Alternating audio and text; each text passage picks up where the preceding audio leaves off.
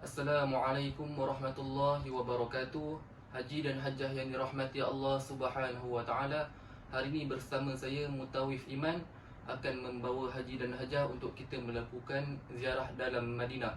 Yang mana saya akan membawa haji dan hajah untuk pergi ke 4 tempat tersebut, iaitu Masjid Nabawi, Raudah, Makam Rasulullah, dan akhir sekali kita akan pergi ke Perkuburan Baqi'. Alhamdulillah, haji dan hajah yang dirahmati Allah Subhanahu wa taala, kita sudah sampai di Masjid Nabawi.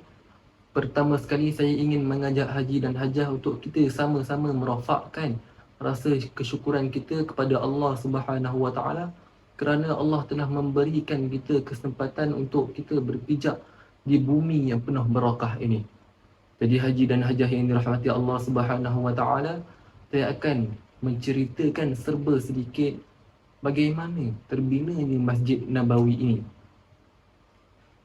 Pada awalnya, ketika baginda sallallahu alaihi wasallam tiba di Madinah, ramai orang berebut-rebut untuk memegang tali unta baginda sallallahu alaihi wasallam untuk mengajak baginda sallallahu alaihi wasallam tinggal di rumah mereka.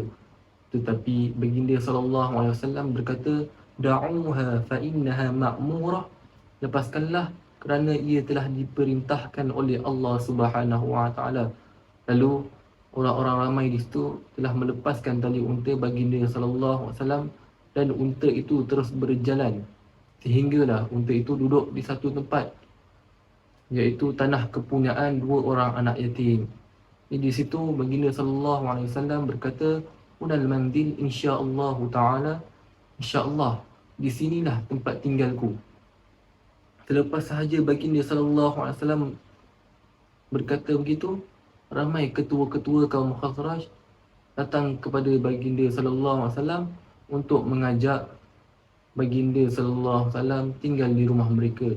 Tetapi ada seorang sahabat ini, iaitu Abu Ayyub Al-Ansari, telah mengambil barang-barang baginda sallallahu alaihi wasallam lalu diletakkan barang-barang itu di rumahnya. Jadi di situ baginda sallallahu alaihi wasallam hanya mampu tersenyum dan berkata, seseorang itu mestilah dengan barang-barangnya. Jadi dari situlah baginda sallallahu alaihi wasallam tinggal bersama Abu Ayyub Al-Ansari selama setahun, sehinggalah rumah baginda sallallahu alaihi wasallam siap dibina. Tapi sekarang ni saya ingin menceritakan macam mana baginda sallallahu alaihi wasallam ini dapat tanah dua orang anak yatim ini. Mana tapak ini terjadilah Masjid Nabawi yang haji dan hajah boleh nampak sekarang ni. Jadi waktu tu baginda sallallahu alaihi wasallam berkata, tanah ini kepunyaan siapa? Datanglah penjaga dua orang anak yatim, iaitu Mu'adz bin Afra. Yang mana Mu'adz bin Afra ini berkata, tanah ini kepunyaan dua orang anak yatim, iaitu Suhail dan Sahal. Jadi baginda sallallahu alaihi wasallam ini bertemu dengan Suhail dan Sahal ini untuk tawar-menawar untuk membeli tanah tersebut. Tapi dua orang anak yatim ini telah mengatakan, "Wahai Rasulullah, ambil sajalah tanah ini." Tapi baginda sallallahu alaihi wasallam ini ada sifat menyayangi anak-anak yatim dan menyantuni anak-anak yatim. Baginda tetap membelinya dengan harga 10 dinar emas. Yang mana 10 dinar emas ini dengan menggunakan harta kepunyaan Abu Bakar. Jadi begitulah Nabi mendapat tapak Masjid Nabawi. Yang mana haji dan hajah boleh tengok kubah hijau, betul-betul kubah hijau itu. Di situlah asal tapak Masjid Nabawi. Yang mana Masjid Nabawi ini pada mulanya telah dibangunkan dengan hanya sebab batang tamar dengan pelepah tamar. Tapi yang mana haji dan hajah boleh tengok sekarang ni, masjid ini sudah besar, yang mana telah dibesarkan oleh para pembesar. Yang mana sekarang ni boleh muat seramai 3 juta orang. Jadi haji dan hajah yang dirahmati Allah Subhanahu wa taala, Masjid Nabawi ini banyak kelebihan-kelebihannya, yang mana salah satu antara kelebihannya ialah Masjid Nabawi ini disebut antara daripada 3 masjid mana Nabi menyuruh untuk kita menziarah masjid ini. Dalam hadis Nabi, la tushaddu arwihal illa ila thalathatil masajid, Masjidil Haram wa Masjidil Aqsa wa Masjidi hadha. Apa maksudnya? Tidak digalakkan untuk bermusafir ataupun tidak bersusah payah untuk bermusafir melainkan 3 buah masjid ini, iaitu Masjidil Haram, Masjidil Aqsa dan masjidku ini, iaitu Masjid Nabawi. Maksud berkat apa? Maksud hadis ini sebenarnya baginda sallallahu alaihi wasallam bukan melarang kita untuk bermusafir ke tempat lain, tapi baginda sallallahu alaihi wasallam berkata, pergilah, ya, lebihkan dahulu masjid ini, 3 masjid ini, iaitu Masjidil Haram, Masjidil Aqsa dan Masjid Nabawi. Jadi kelebihan selain itu, baginda sallallahu alaihi wasallam bersabda, salatun fi masjidi hadha min salatun fi masjidi hadha afdalu min alfi salah fi ma siwah illa Masjidil Haram. Solat di masjidku ini lebih baik daripada 1000 kali solat di tempat lain kecuali Masjidil Haram. Jadi itulah antara kelebihan Masjid Nabawi. Sekarang ni pun kita dah sampai di Masjid Nabawi. Ni saya nak berpesan kepada haji dan hajah sekalian untuk perbanyakkanlah ibadah, perbanyakkanlah doa, kerana baginda sendiri dah menyebutnya besar ganjaran kita melakukan ibadah di Masjid Nabawi ini. Jadi haji dan hajah yang dirahmati Allah Subhanahu wa taala, di dalam Masjid Nabawi ini juga terdapat salah satu di antara taman-taman syurga, iaitu Raudah dan makam Rasulullah sallallahu alaihi wasallam. Jadi sekarang ni saya nak menceritakan kepada haji dan hajah serba sedikit tentang Raudah, yang mana dalam hadis baginda Rasulullah sallallahu alaihi wasallam bersabda, ma baina baiti wa minbari raudhatun min riyadil jannah. Maksudnya tempat yang terletak di antara rumahku dan mimbarku ini adalah salah satu di antara taman-taman syurga.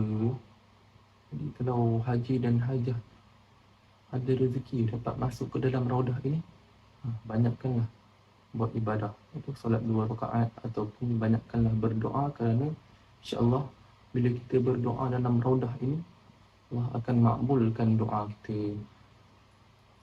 Dan ingatkan lagi, Raudah ini sekarang ni, Raudah ni kalau haji dan hajah nak masuk perlulah ada permit, yang mana sekarang ni kerajaan Arab Saudi telah membangunkan satu aplikasi iaitu Nusuk, yang mana Nusuk ini ialah permit untuk kita masuk ke dalam Raudah. Selain itu, dalam Raudah ini juga terdapat 6 tiang, yang mana setiap tiang ini ada kisahnya yang tersendiri. Mana salah satu tiang itu adalah tiang Aisyah, yang mana tiang Aisyah ini baginda selalu melakukan solat pada waktu malam.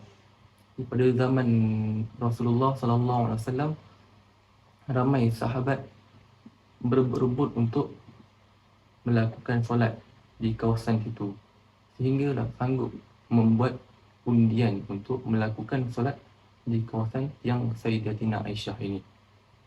Jadi terdapat kisah lain, iaitu baginda Rasulullah sallallahu alaihi wasallam mengaminkan 3 doa malaikat Jibril.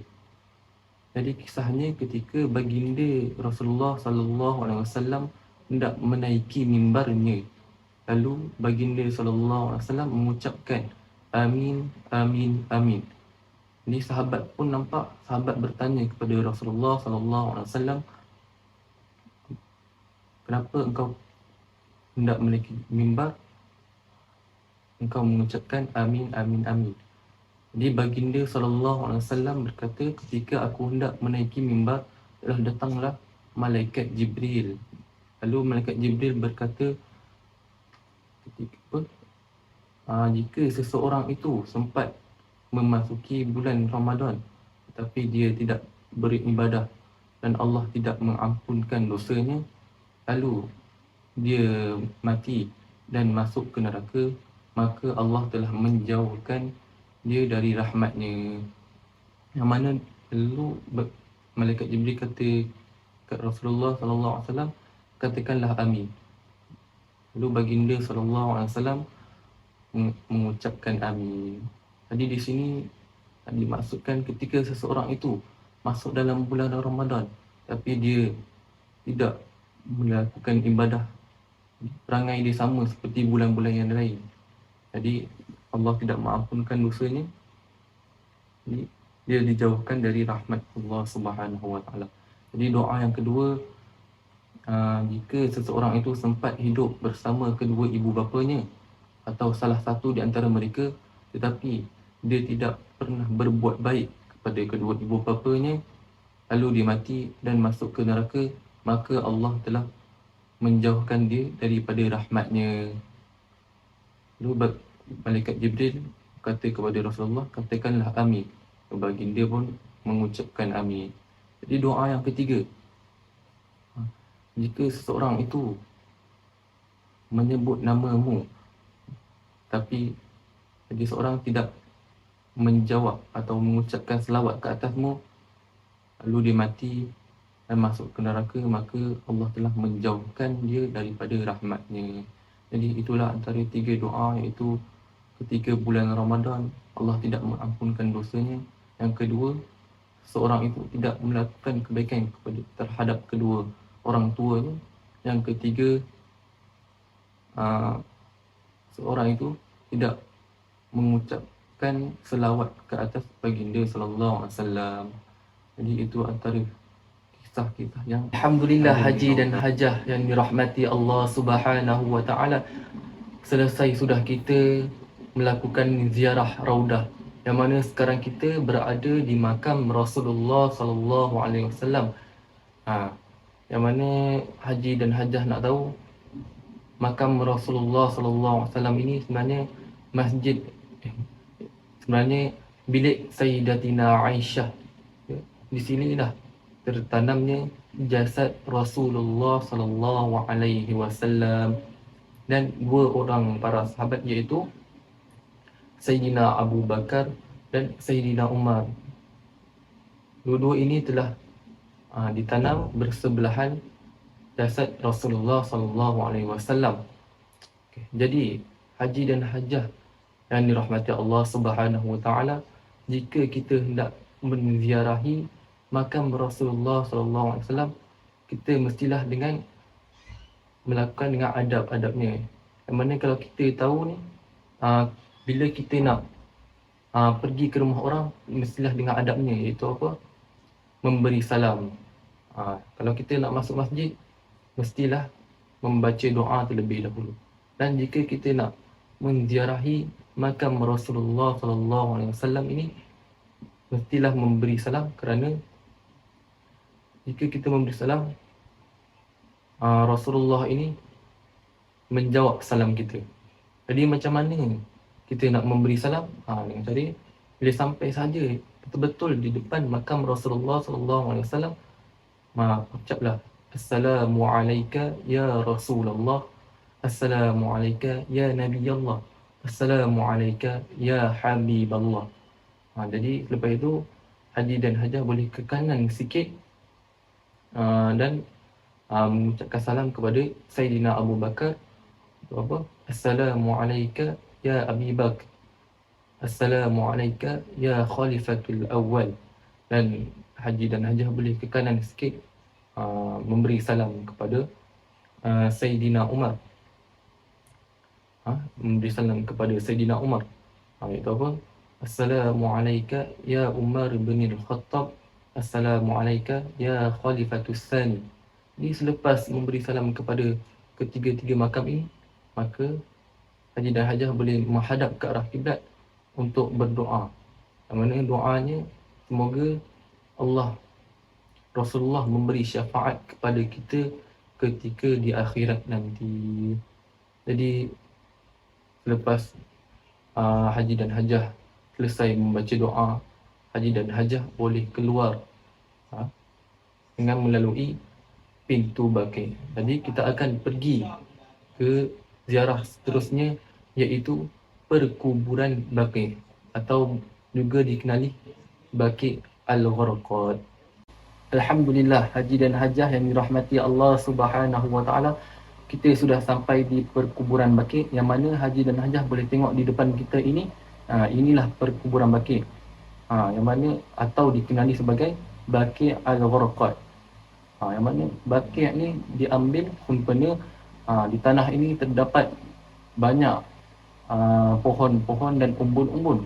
Jadi maksud Al-Gharqad pula ialah sesuatu nama tanaman, yang mana tanaman itu nama Al-Gharqad, yang banyak di kawasan tanah ini. Sebab itulah nama di sini Baqi' Al-Gharqad. Jadi perkuburan Baqi' ini hanya jemaah lelaki sahaja dibenarkan masuk. Di jemaah perempuan ada suatu tempat yang boleh kita tengok dalamnya, yang mana di belakang perkuburan Baqi'. Yang di situ tak ada tembok, yang mana kita tengok di depan kita ini tembok dia sangat tinggi. Memang takkan nampak dalam perkuburan Baqi' ini. Jadi haji dan hajah yang dirahmati Allah Subhanahu Wa Taala, saya akan menceritakan serba sedikit tentang perkuburan Baqi' ini. Yang mana para ulama telah bersependapat, yang mana terdapat 10,000 para sahabat telah dikebumikan di perkuburan Baqi'. Yang mana di perkuburan Baqi' ini terdapatlah isteri-isteri Nabi, sahabat-sahabat baginda Rasulullah sallallahu alaihi wasallam, imam-imam besar, ulama-ulama, banyak yang di sini dia dikebumikan di perkuburan Baqi'. Dan dalam riwayat juga ada yang mengatakan orang yang pertama dari kaum Ansar yang telah dikebumikan di perkuburan Baqi', iaitu As'ad bin Umamah. Dan yang bagi kaum Muhajirin pula, orang yang pertama dikebumikan ialah Uthman bin Maz'un. Jadi ada hadis Nabi, baginda sallallahu alaihi wasallam bersabda, barang siapa yang mampu untuk meninggal di bumi Madinah ini, maka lakukanlah, kerana aku akan memberi syafaat kepada sesiapa yang meninggal di bumi Madinah. Maksud Nabi dalam hadis ini, yang mampu untuk meninggal di bumi Madinah ini bukan kita perlu bunuh diri, bukan bila sakit tak payah makan ubat sebab nak meninggal di bumi Madinah ini, tapi dengan cara berdoa. Yang mana Sayyidina Umar Al-Khattab telah berdoa, ya Allah, kau syahidkanlah aku jalan yang benar dan matikan aku di bumi Rasulmu, iaitu Nabi baginda Nabi Muhammad sallallahu alaihi wasallam. Jadi bagi haji sekalian, saya akan memberikan serba sedikit adab-adab ketika masuk ke dalam perkuburan Baqi'. Yang mana perkuburan Baqi' ini, bila kita masuk ke dalamnya, kita perlulah memberi salam. Yang mana saya akan ajar kepada haji sekalian, salam simple itu, Assalamualaikum ya ahlil kubur. Itu pun sudah mencukupi. Jadi haji-haji boleh bila masuk, tengoklah perkuburan Baqi' ini. Dalam hadis Nabi juga ada Nabi bersabda, yang pernah baginda Rasulullah sallallahu alaihi wasallam melarang, pada waktu ketika itu Nabi melarang umat Islam untuk menziarahi kubur. Tetapi selepas itu Nabi telah mengizinkan untuk kita menziarahi kubur, kerana untuk memperingatkan akhirat. Jadi itulah serba sedikit cerita tentang perkuburan Baqi'. Alhamdulillah, haji dan hajah yang dirahmati Allah Subhanahu Wa Taala, kita sudah sampai di Masjid Quba, yang mana Masjid Quba ini ialah masjid yang pertama dibina dalam sejarah Islam, dan masjid ini juga dibina atas dasar takwa, yang mana dalam Al-Quran surah At-Taubah ayat 108, A'udzu billahi minasyaitonir rajim, la masjidun ussisa 'ala taqwa min awwal yaumin ahaqqu an taquma fi. Sesungguhnya masjid ini telah didirikan atas dasar takwa sejak pertama kali, adalah lebih baik kamu bersolat di dalamnya. Jadi para ulama berpendapat yang mana ayat ini telah ditujukan kepada Masjid Quba, dan ada ulama yang mengatakan ayat ini ditujukan ke Masjid Nabawi. Tapi pendapat kedua-dua boleh dipakai kerana kedua-dua masjid ini didirikan dengan atas dasar takwa. Dan ada hadis baginda sallallahu alaihi wasallam yang mana ada riwayat lain mengatakan yang mana ketika Rasulullah ini selalu pergi ke Masjid Quba pada hari Sabtu dengan menaiki unta ataupun berjalan kaki. Dan ada yang mengatakan Rasulullah sallallahu alaihi wasallam pergi ke Masjid Quba pada hari Isnin ataupun Khamis. Dan ada hadis yang mengatakan sabdaan Rasulullah sallallahu alaihi wasallam yang mana siapa yang berwuduk dari rumahnya lalu pergi ke Masjid Quba dan menunaikan salat, maka diberikan ganjaran pahala seperti melakukan umrah. Jadi haji dan hajah, kalau kita nak pergi ke Masjid Quba ini, siap-siapkanlah buat wuduk di hotel, dan apabila tiba sampai di Masjid Quba, tunaikan solat 2 rakaat, maka akan dapat ganjaran seperti melakukan umrah.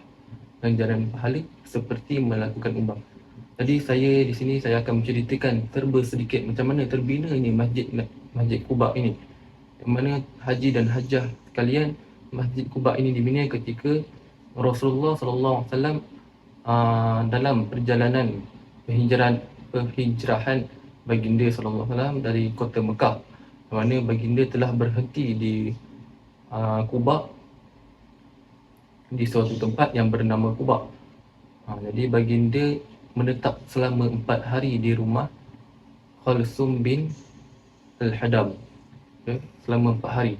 Di dalam 4 hari itu baginda sallallahu alaihi wasallam telah membina Masjid Quba ini bersama sahabat yang lain. Mana ketika itu baginda sallallahu alaihi wasallam telah mengangkat barang-barang untuk membina Masjid Quba, tapi ada seorang sahabat ini untuk mengambil barang itu daripada Rasulullah SAW untuk memudahkan Rasulullah SAW. Tapi baginda kata, pergilah ambil barang yang seperti aku ini, lalu macam kita ni bina sama-sama lah. Itulah antara serba sedikit macam mana terbina ni Masjid Quba ini. Jadi haji dan hajah yang dirahmati Allah Subhanahu Wa Taala, kita sudah sampai di Masjid Qiblatain, yang mana masjid ini bermaksud masjid dua arah kiblat. Dan di sinilah juga tempat turunnya wahyu untuk pertukaran arah kiblat dari Baitul Maqdis ke Masjidil Haram. Yang mana kisahnya ketika baginda sallallahu alaihi wasallam tiba sahaja di Madinah, baginda telah dapat perintah Allah Subhanahu Wa Taala untuk solat mengarahkan kiblat Baitul Maqdis. Dan dari situ orang-orang Yahudi amat suka kerana Rasulullah ini telah menghadap ke arah kiblat mereka, dan orang-orang Yahudi ini telah mengejek baginda Rasulullah sallallahu alaihi wasallam, yang mana orang Yahudi ini berkata Muhammad ini telah menentang ajaran nenek moyang kami, tetapi Muhammad ini telah menghadap ke arah kiblat kami. Jadi dari situlah baginda Rasulullah alaihi wasallam telah berdoa kepada Allah untuk menukarkan arah kiblat ke Masjidil Haram. Jadi selama 16 ke 17 bulan, maka turunlah wahyu yang mana Allah telah mengizinkan umat Islam untuk tukarkan kiblat ke arah Masjidil Haram. Jadi kisahnya ketika Rasulullah hendak melawat sahabatnya iaitu Ummu Bishr di perkampungan Bani Salamah. Yang mana ketika itu sahabat Nabi itu telah menyediakan makanan untuk jamuan kepada baginda sallallahu alaihi wasallam, dan waktu itu telah masuknya waktu zuhur dan baginda sallallahu alaihi wasallam telah menunaikan solat fardu zuhur di situ. Dan pada ketika rakaat kedua telah turunnya wahyu yang mana Allah telah mengizinkan untuk perputaran arah kiblat ke Masjidil Haram dari surah Al-Baqarah ayat 144 itu fawalli wajhaka syatral Masjidil Haram itu, dan palingkanlah wajahmu ke arah Masjidil Haram, dan dari situlah pertukaran arah kiblat berlaku. Yang mana waktu tu Nabi tengah rukuk, Nabi telah berpusing banyak 180 darjah daripada menghadap ke depan terus menghadap ke belakang, iaitu menghadap Masjidil Haram. Jadi itulah serba sedikit sejarah macam mana pertukarannya arah kiblat. Alhamdulillah haji dan hajah yang dirahmati Allah Subhanahu wa taala. Kita sudah tiba di Masjid 7. Yang mana Masjid 7 ini sebenarnya bukan nama dia Masjid 7, tetapi terdapat 7 masjid di sini. Di sinilah tempat tapaknya peperangan Khandaq ataupun juga dikenali sebagai peperangan Ahzab. Jadi macam mana terjadinya peperangan Khandaq ini?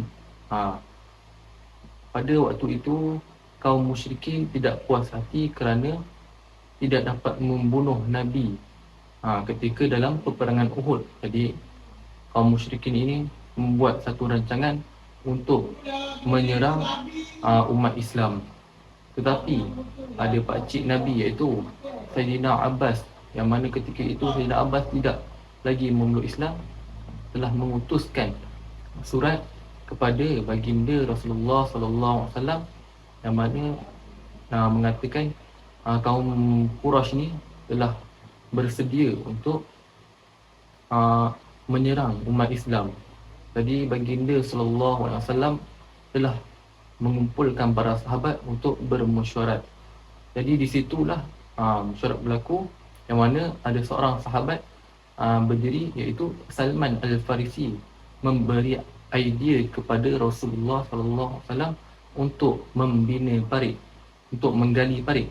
Yang mana waktu dulu orang Arab waktu peperangan tidak melakukan strategi tersebut, kerana strategi tersebut hanya berlaku di Parsi. Di waktu peperangan Khandaq inilah kali pertama strategi ini digunakan. Jadi Nabi bersetuju dengan pendapat Salman Al-Farisi untuk menggali parit. Jadi semua para sahabat menggali parit selama 6 hari, memakan masa selama 6 hari. Jadi dengan situ tibanya tentera yang mana tentera umat Islam ini seramai 3,000 orang dan tentera Quraisy seramai 10,000 orang. Yang mana 10,000 itu digabungkan dengan Yahudi. Yahudi dari Madinah, dari Bani Ghatfan, Bani Nadir dan Bani Quraidah, dan gabung lagi dengan tentera Quraisy. Jadi begitulah, macam itulah terjadinya 10,000 orang. Dari situ asalnya Bani Quraidah ini tidak bergabung dengan tentera Quraisy, tetapi pada ketika itu, pada akhir-akhir peperangan itu, Bani Quraidah yang mana Bani Quraidah ini telah membuat perjanjian dengan baginda Rasulullah sallallahu alaihi wasallam, tapi dia telah mengingkari perjanjian tersebut dengan membenarkan tentera-tentera dari kaum Quraisy memasuki Madinah mengikut dari arah belakang. Jadi dari situ tetapi tentera itu tidak sempat sampai, dia dah masuk lah, tapi tidak sempat nak serang kerana telah turunnya bala iaitu puting beliung.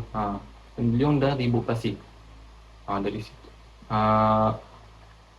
Dan waktu peperangan Khandaq ini juga umat Islam telah diberi ujian yang mana selama hampir sebulan dikepung oleh tentera Quraisy.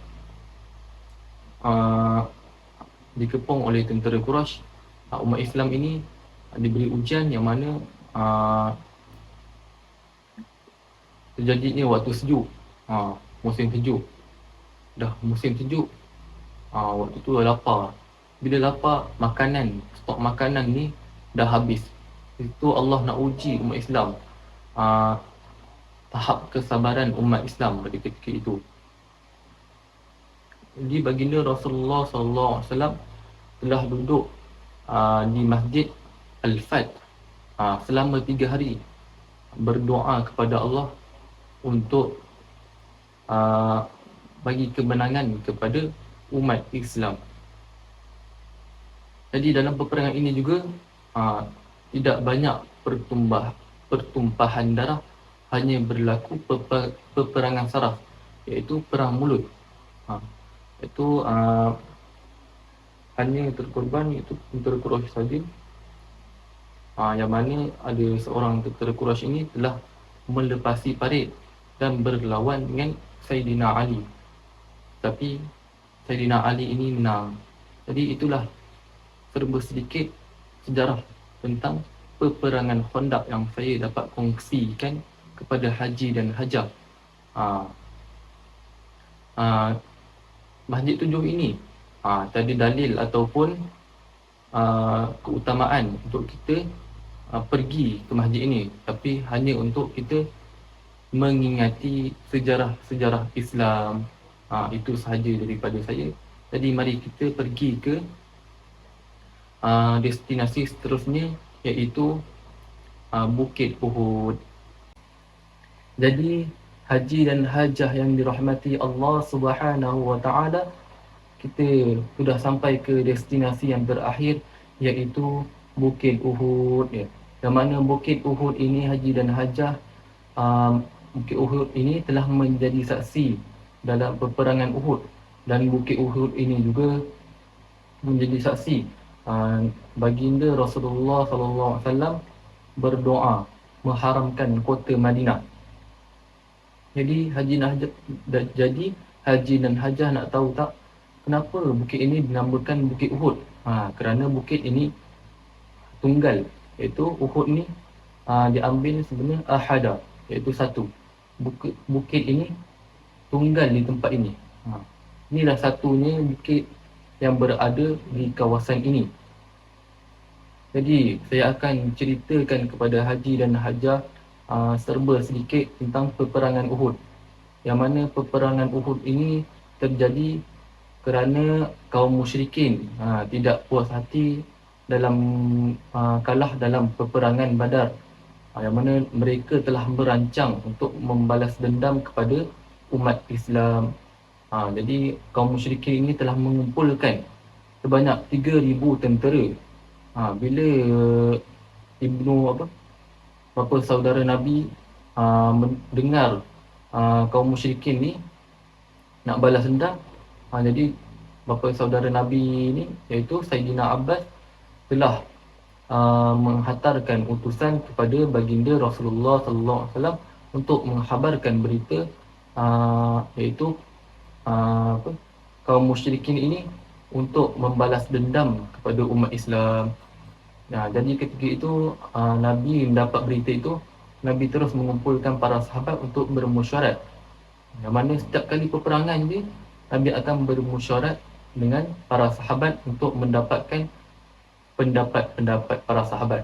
Tapi di situlah baginda SAW telah mengumpulkan bala tentera umat Islam yang berjumlah 700 orang. Jadi ketika itu baginda SAW telah pergi ke medan Uhud, yang mana sampai sahaja di medan Uhud ini, baginda SAW telah menempatkan 50 orang di Bukit Ar-Rumah, yang mana 50 orang ini 50 orang pemanah yang diketuai oleh Abdullah bin Jubair. Yang mana baginda sallallahu alaihi wasallam berpesan, janganlah kamu turun dari bukit ini sehingga mendapat perintah dariku. Jadi pada serangan pertama, kemenangan berpihak kepada umat Islam. Kemenangan berpihak kepada umat Islam, yang mana tentera pemanah yang berada di Bukit Rumah memanah orang-orang kaum musyrik. Jadi orang-orang kaum musyrik ini tak dapat untuk pergi ke hadapan. Bila pergi dia ke depan, maka ditembak oleh para pemanah. Jadi dari situ kaum musyrikin telah pecah kaca dan lari patah balik. Tetapi ada satu tentera ni, iaitu yang dikutai oleh Khalid Al-Walid, iaitu tentera berkuda kaum musyrikin, telah sembunyi di belakang bukit. Jadi bila tentera Islam nampak je kaum musyrikin ini telah lari patah balik, jadi ada sedikit tentera pemanah telah turun dari Bukit Uhud kerana nampak harta di bawah Bukit Ar-Rumah itu. Dia tinggal hanya 10 orang pemanah. 10 orang pemanah serta ketuanya, iaitu Abdullah bin Jubair. Bila Khalid Al-Walid nampak je tentera Islam ni turun, dia telah melakukan serangan balas. Bila serangan balas ni secara mengejut, tadi yang tengah mengambil harta di bawah itu pecah kacir. Dan dalam peperangan ini, tentera Islam telah yang terkorban banyak 70 orang dan tentera musyrikin hanya 20 orang, yang mana dalam serangan yang kedua ini berpihak kepada kaum musyrikin. Jadi dalam peperangan ini umat Islam kalah, tetapi bagi kaum musyrikin, mereka tidak dapat membunuh baginda Rasulullah sallallahu alaihi wasallam kerana matlamat mereka dalam peperangan Uhud ini. Dalam setiap peperangan mereka hendak membunuh baginda Rasulullah sallallahu alaihi wasallam. Jadi itulah serba sedikit macam mana berlakunya peperangan Uhud. Jadi yang kedua, Bukit Uhud ini juga menjadi saksi bahawa Rasulullah mendoa kota Madinah sebagai tanah haram, yang mana ketika balik sahaja dari peperangan Khaybar, Rasulullah sallallahu alaihi wasallam berhenti di Bukit Uhud ini, lalu memandang Bukit Uhud ini dan berkata, sungguhnya kami mencintai bukit ini dan bukit ini pun mencintai kami. Jadi Rasulullah, selepas itu Rasulullah telah berdoa mengharamkan kota Madinah. Jadi haji dan hajah yang dirahmati Allah Subhanahu wa taala. Jadi bila haji dan hajah tengok Bukit Uhud ini, inilah antara salah satu bukit yang dari syurga. Jika haji dan hajah tengok bukit ini berwarna kemerah-merahan. Jadi itu sahaja yang saya dapat kongsikan kepada haji dan hajah. Yang mana yang hendak tangkap gambar ni, boleh saya bagi 5 minit untuk haji dan hajah tangkap gambar. Jadi selepas itu kita boleh menaiki bas dan balik ke hotel.